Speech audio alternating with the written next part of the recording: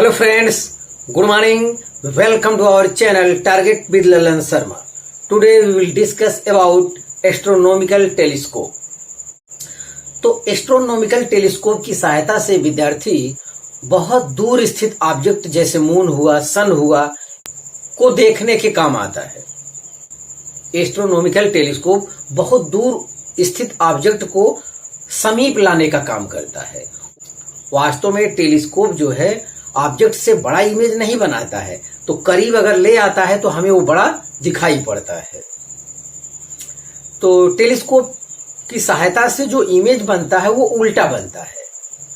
तो जो आपका मून हुआ, सन हुआ, जो बहुत दूर स्थित ऑब्जेक्ट हैं, ये जनरली स्फीयर होते हैं। स्फीयर का उल्टा देखने में भी कोई दिक्कत नहीं होती है। मान लेते हैं आप धरती पर हैं, बहुत दूर हैं, हम आपको टेलीस्कोप की सहायता से देखेंगे तो आपकी मुंडी नीचे हो जाएगी, पैर ऊपर हो जाएगा। देखने वाला समझेगा भगवान कसम कौन सा नया जानवर पैदा हो गया इस धरती पर। तो इसीलिए अर्थ पर कोई ऑब्जेक्ट है तो उसको जो है टेलीस्कोप की सहायता से नहीं देखा जाता है, क्योंकि इमेज उल्टा बनता है। आइए विद्यार्थी देखते हैं quality of concept. Astronomical telescope कहा जाए या रिफ्रैक्टिंग टेलीस्कोप कहा जाए। यस, तो इसका कंस्ट्रक्शन पहले देखते हैं।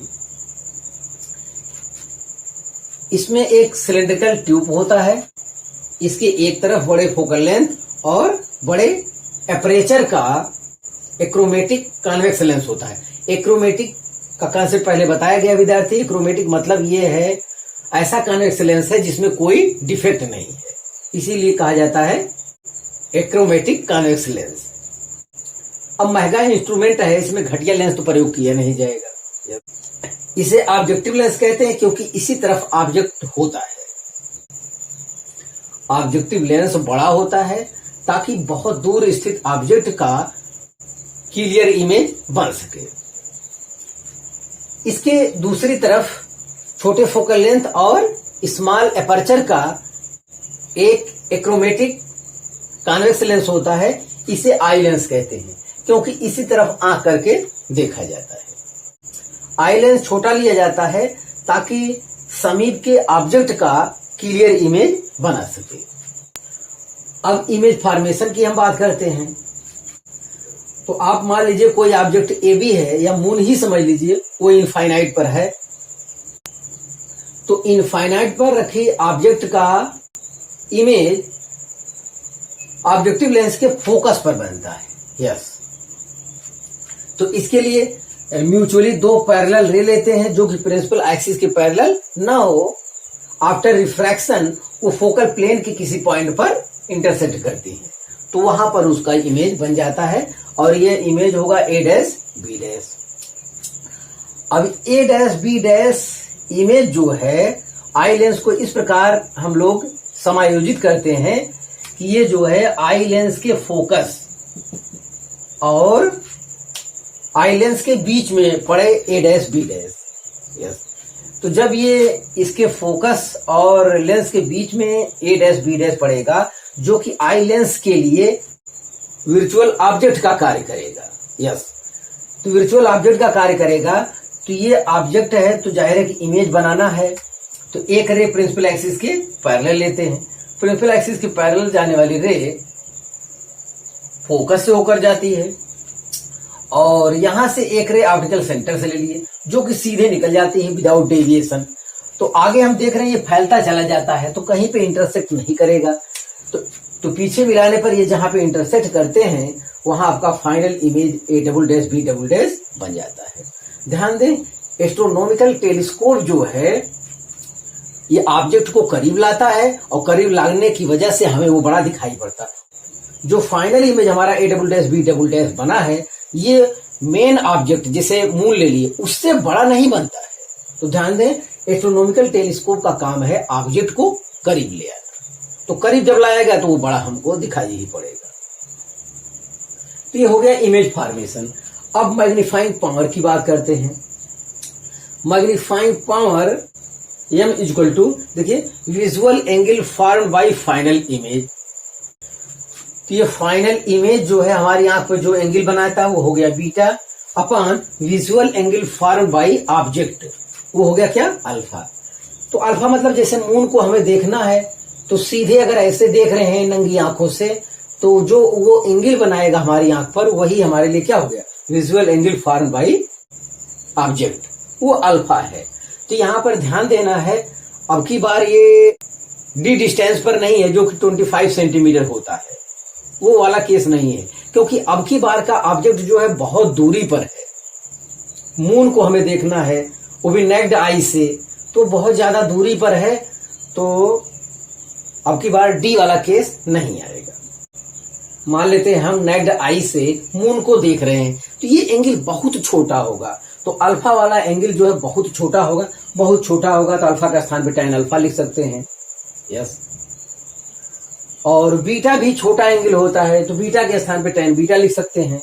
तो tan अल्फा इक्वल टू, देखा जाए ये अल्फा है तो ये भी अल्फा हो गया, तो इसी ट्रिंगल की सहायता से दोनों को हम लोग ले लेते हैं। तो tan अल्फा इक्वल टू क्या हो जाएगा, a डैश b डैश अपान ये वाला डिस्टेंस ob डैश।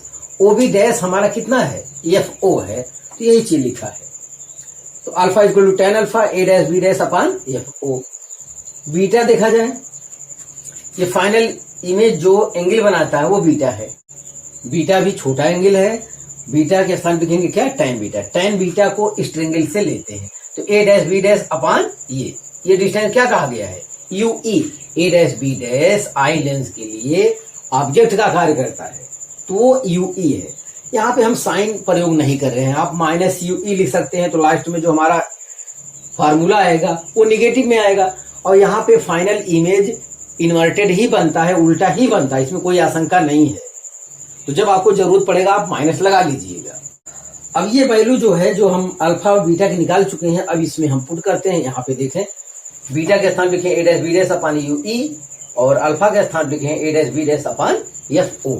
जब हम सीधे ऑब्जेक्ट को देखते हैं विदाउट इंस्ट्रूमेंट, यस, तो a dash b dash cut जाएगा, तो यहाँ हमको मिल रहा है m equal to fo upon ue। ue देखिए ये निगेटिव भी यहाँ पे लिख सकते हैं। निगेटिव का मतलब होगा यहाँ पे कि जो फाइनल इमेज बन रहा है वो इन्वर्टेड बनता है। तो ये टेलीस्कोप का जनरल फार्मूला है। अब हम जो है इसके केस लेंगे, तो आप इसे कॉपी कर लीजिए, तो फिर आगे का कंसेप्ट हम देखते हैं।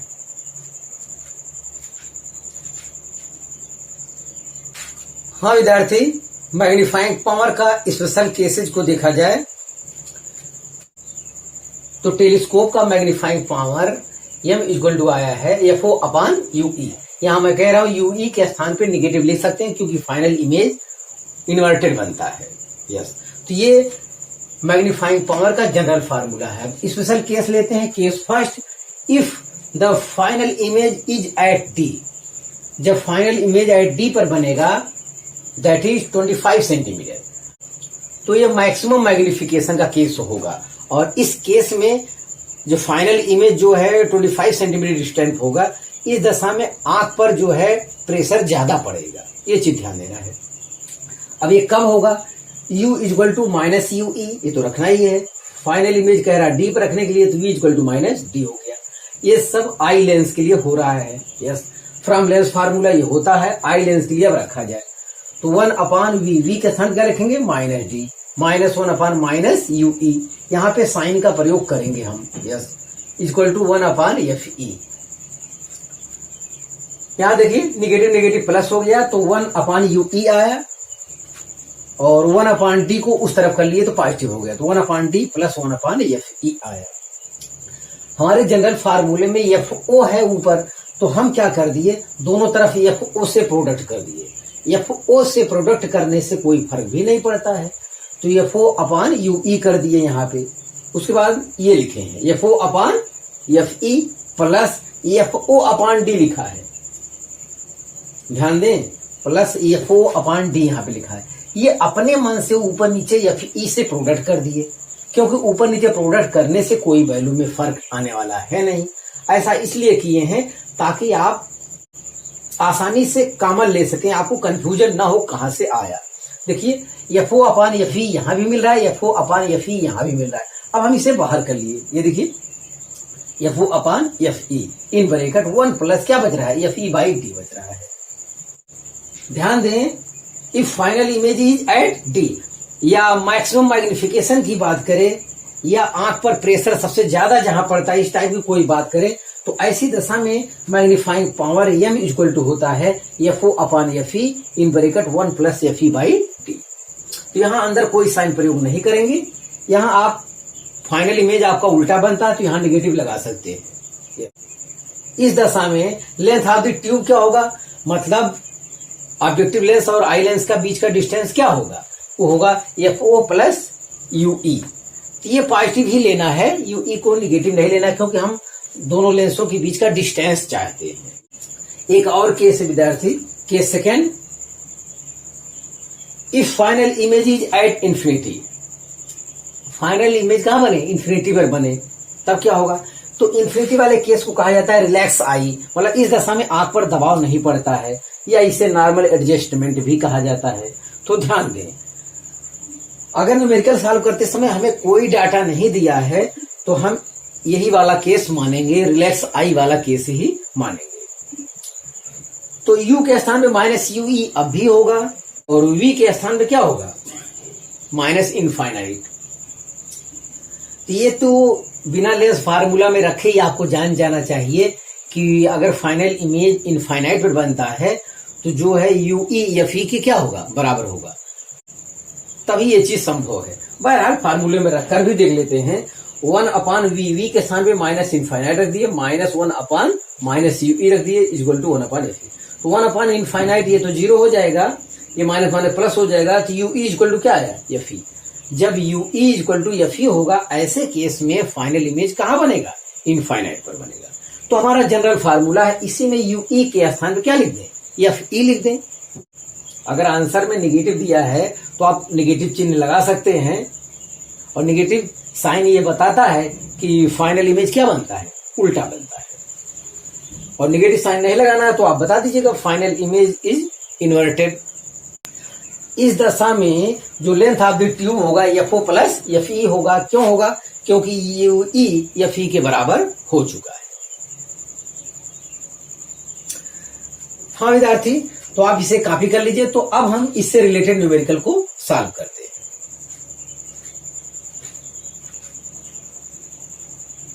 हाँ विद्यार्थी, पहला क्वेश्चन देखा जाए, an astronomical telescope of magnifying power 8 is made using 2 lenses space 45 centimetre apart. The focal length of the lenses used are. देखिए यहाँ पे कौन सा केस है, नहीं दिया है। जब नहीं दिया है तो रिलैक्स आई वाला केस आपको जानना चाहिए। तो M इक्वल टू होता है FO अपान FE।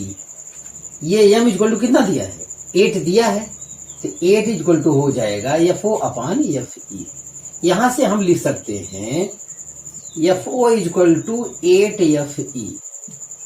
इसे रहने दीजिए। अब ये दोनों लेंसों के बीच का जो डिस्टेंस है वो दिया क्या, 45 सेंटीमीटर। तो FO plus FE equal to 45 centimetre. FO के स्थान पर लिख दीजिए 8FE। 8FE plus FE equal to 45। तो 9FE इक्वल टू 45। तो FE equal to 5 centimetre. FE जब 5 है तो 8 पच्चे क्या हो जाएगा, 40। तो FO इक्वल टू हो जाएगा 40 सेंटीमीटर। तो इस आधार पे विद्यार्थी ऑप्शन ए करेक्ट है। जहां पे न्यूमेरिकल सॉल्व करते समय हमें पता ना हो कि ये कौन सा केस है, तो वहां पे आपको रिलैक्स आई वाला केस लगाना चाहिए। अब देखिए यहाँ पे निगेटिव साइन का प्रयोग नहीं किए हैं हम, जरूरत ही नहीं है। ये सवाल वास्तव में लगाना ही नहीं चाहिए था, क्योंकि FO प्लस FE 45 दे दिया है। तो FO और FE ऐड करने पे जिसमें 45 होगा वही आपका होगा क्या, फोकल लेंथ होगा। और वैसे भी आपको देखना चाहिए FO की फोकल लेंथ ज्यादा होता है, FE की कम। अगर ये उल्टा करके भी ऑप्शन दे देता तभी करेक्ट नहीं होता, क्योंकि FO का वैल्यू FE से क्या होना चाहिए, बहुत ज्यादा होना चाहिए। तो यही ऑप्शन ए ही करेक्ट हो रहा है। तो विद्यार्थी आप इसे कॉपी कर लीजिए। तो फिर अगला क्वेश्चन हम देखते हैं। हाँ विद्यार्थी, दूसरा क्वेश्चन देखा जाए, an astronomical telescope has a magnifying power 10. The focal length of eyepiece is 20 centimeter. The focal length of objective is. तो एफ इक्वल टू हमको दे दिया है 20 सेंटीमीटर. एफ ओ हमसे चाहता है, तो जाहिर है कि ऑब्जेक्टिव लेंस का फोकल लेंथ बहुत ज्यादा होगा, 20 से बहुत ज्यादा होगा. तो ये सब सवाल तो सॉल्व करने लायक भी नहीं. ऑप्शन ए गलत है, ऑप्शन सी गलत है, ऑप्शन डी गलत है. तो बिना सॉल्व किए आपका ऑप्शन भी करेक्ट हो रहा है. यस, बहरहाल हम सॉल्व कर देते हैं. तो M equal to F O upon F E होता है. तो एम यहां पे है 10 इक्वल टू एफ ओ हमको ज्ञात करना है अपान एफ ई 20 सेंटीमीटर हमको दिया है. जब हम तीर प्रोडक्ट करेंगे तो F O equal to 20 into 10 200 centimetre आएगा. तो अगर आपके पास कंसेप्ट का ज्ञान है तो ऐसे केस में बिना क्वेश्चन सॉल्व किए भी आपका आंसर हो सकता है. तो आप इसे कॉपी कर लीजिए. तो फिर एक और क्वेश्चन हम देखते हैं.